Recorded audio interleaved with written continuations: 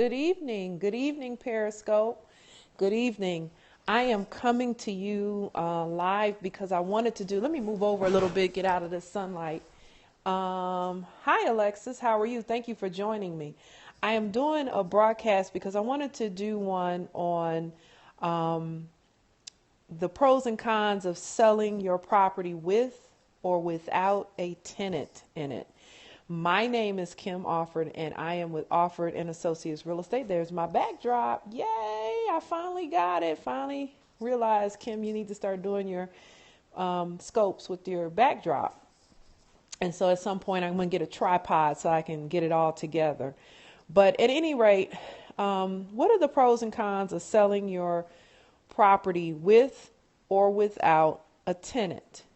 So, I have investors that come to me all the time and they have property that has tenants. Hey, Ken, how are you? That have tenants in the property. And I have some clients who come to me and they don't have tenants in their property and they want to sell.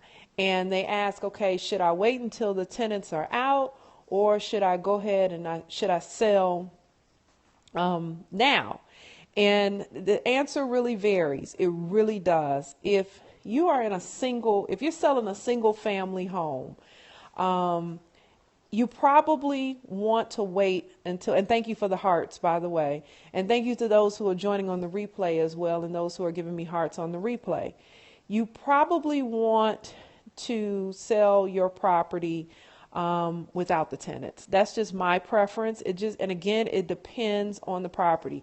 If it's a single family home, probably without. It just all depends if the price point of the property is good and if the rent of the property is good. Then you can consider going ahead and selling with the tenants in place. But just think, the same evaluation that you did as an investor to determine the profitability of a property, that's the same thing the next buyer is going to do when they're coming along and considering whether or not they should purchase that property with that tenant already in place. Okay. It will sell for less of the tenant if it's occupied. I'm getting to that. Let me get to that, Ken. But no, you're right. Hi, Griselle. Nice. Thank you for joining me. If you're in a multi-family property, like a 2-flat or a 3-flat, and you have let's say it's a 2-flat and one unit is rented out. That's pretty good because you figure if the owner wants to live in the property and they want to rent out one, then they can always just move in and they can have a tenant already in place. Now that's one pro to it. But one thing I want to go back and just say is that whenever you get a property that has a tenant in place, or whenever you purchase a property that has a tenant in place in the state of Illinois, you inherit the tenants. If there is, hey, thanks for joining me. You inherit, and thank you for the hearts. You inherit the tenants, okay? If those tenants have a lease in place, then you must honor that lease in the state of Illinois and especially in Cook County. You want to be very careful about purchasing property that has tenants in place. In Chicago, in Cook County, especially in Illinois, they have what's called, and in Texas too, yes, Adrian, I'm pretty sure, they have what's called tenants' rights, okay? And you want to make sure that if you're going to purchase that property with the tenants already in place, and let's say you purchased the property in June, and let's say the lease is not over until December, first of all, you want to make sure that you get a copy of the lease from the previous owners and make sure that that lease is correct, etc., because that is what you're going to inherit, when you purchase that property along with those tenants. I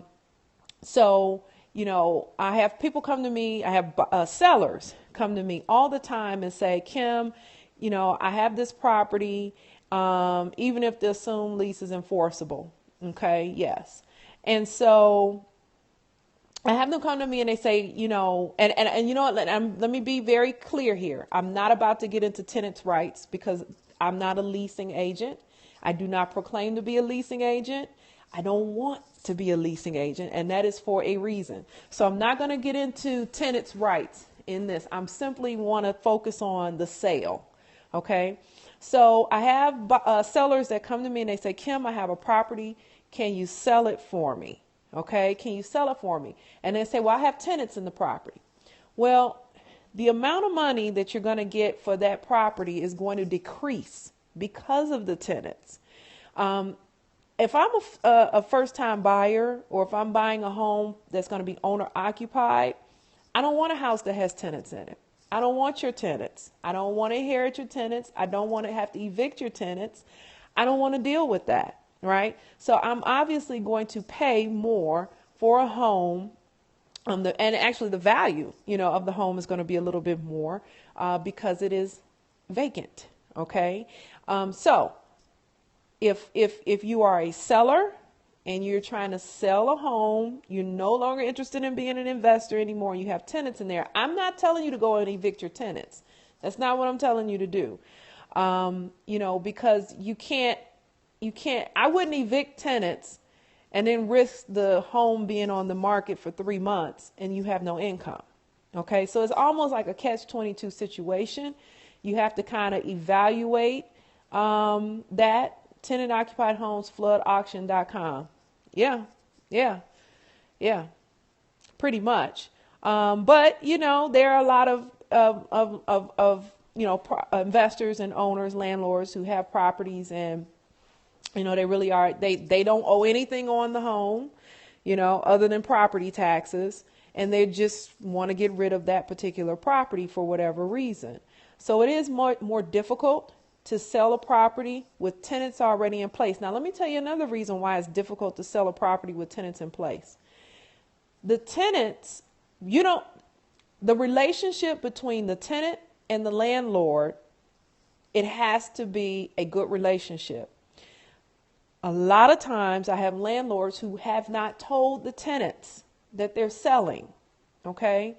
And I've gone to properties to assess, the value of the property, and they'll say, just act like you're an appraiser because I haven't told them I'm selling. Well, what do you think is going to happen when I start having showings? Okay. So what's going to happen is, Ken, you always coming up with something. Always. You talking about pouring some concrete in the toilet. Lord have mercy. Who you hanging with? Anyway, yes, tenants make the showings impossible. Okay, they do. Now, there are some instances where you have good tenants, but tenants are going to make that showing impossible. And what they're going to do, not all tenants, please keep in mind, I'm not talking about all tenants. What some will do is they'll make the property, undesirable. They don't clean up, for the showings. The house is a mess. The property is a mess. They stop paying rent because they figure you're selling anyway. Why should I pay rent? Now that's the cons. Okay. That's the cons. Now I've had good tenants. Where I have gone in as an agent. And that's where you really need to do your work and do your have your people skills in line. With agents, with the tenant, where you sit down and have a conversation with the tenants and explain to them, listen, you have a lease. You have a lease in place, and that lease must be enforced. I cannot represent you. I am not here to represent you. I represent the sellers. However, you do have a lease in place, and I will have showings, and I am going to call you. And then you have to be very courteous because after all, you are disrupting their life in some type of way or another. You have to be courteous and say, listen, I'll give you, is 24 hours notice enough? When do you work? What's your work schedule? Here are my cards. If you have any problems with showings, let me know. Thank you for joining. If you have any problems with showings, call me. Let me know. I try to create a relationship with the tenants so that it's not such an adversarial relationship when it comes time for showings, because you need that tenant. You need that tenant to really, work with you. You really do. You really do. Just to kind of recap, my name is Kim Offord. I'm with Offord and Associates Real Estate in Chicago. I sell residential homes, single family homes, as well as multi-units. And I can't tell you how relieved I am sometimes when I get calls from clients and they say, oh, the building's empty, and I'm like, oh, thank God. The other issue is that when you have a multi-family unit and they have more than one tenant, you're going to have to coordinate with the tenants. And usually what you'll find here in Chicago, what they'll do is they pick the best unit or the best tenant. And that's the unit that agents can show. Okay, that's the unit that the agents can show. And then they'll say, well, if you want to write a contract, then we'll make arrangements for you to see the rest of the building, and then reach out to the rest of the tenants. Is it good to buy now? It all depends. It all depends on where you are. It depends on what you're trying to buy and how you're going to buy it. I personally think that income property in Chicago, it is a good time to buy. Cash is not always king. I am going to do a scope on that one day. And yes, it depends on the area. And yeah, if you have the money or if you have the credit. I am a huge advocate of leveraging off of other people's money. I didn't say running your credit into the ground. I said leveraging your money off of other people. Okay. So, I just wanted to do that scope on, is it best? Because I just had a client call me who has tenants in her house and she wants to sell and their lease is not up until the end of the summer. So you know what that means? That means that she's going to miss, if she waits until the lease is up, she's going to miss the summer season. And it's going to get slow to sell that house. If she sells now, she has to sell for less because they're tenants in the property. Okay. And that's just the reality of it. Thank God she doesn't owe a mortgage. So she does have options. And if she does decide to just hold off, she does realize that she's going to have to go. That's the other thing. She's going to have to go in after the tenants leave and do some work. Because, hey, let's just face it. Everybody's not going to take care of your property the same way. Thank you. Thank you. Thank you for coming by. Yeah, you know what? And you know what? That other listing that you guys went in, got a contract. Yes. Can you get a single family home for $75,000? Absolutely. Just where you want to be. Yeah, you can find a single family home for $75,000, but are you going to have to do some work? Nope, I don't have one with 80 anymore. It's got a contract on it, Ken. That house went quickly. I have a contract as of this morning on the $80,000 house. That one was move-in ready too. But I didn't catch your name, the person who was asking about the 75,000, but it just all depends. It all depends. Do you want move-in ready? Are you willing to do some work? Yep, that was quick. Hey, I am quick. Okay. I don't play. Or, are you looking for an investment property for $75,000? It just really all depends, but you can find it. It's just that, it's probably depending on the area. It's not going to be the big mansion, but it is out there. But again, I just wanted to drop through and, talk to you guys.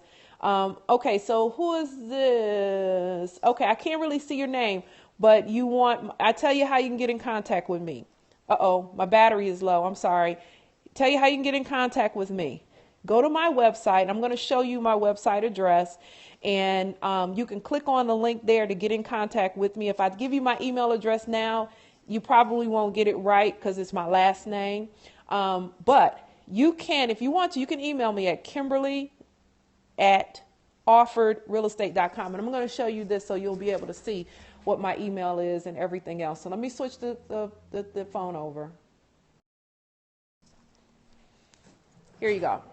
So I'm going to turn it around a little bit. There's my website address right there. So you can reach me at www.offordrealestate.com. And if you want to email me, you can email me at Kimberly@offordrealestate.com. Not the and associates, just offordrealestate.com. My email address as well as my website address. Thank you for the hearts. Thank you for stopping by. And thank you to everybody who commented. Ken, thank you. You always have something colorful to say, I tell you. Put people pouring cement down the toilet. That's crazy. Anyway, thank you guys. Have a good day. You too, Ken. Enjoy this weather this weekend. It's going to be 70 degrees this weekend in Chicago. It's going to snow next week, though. Talk to you later. Bye.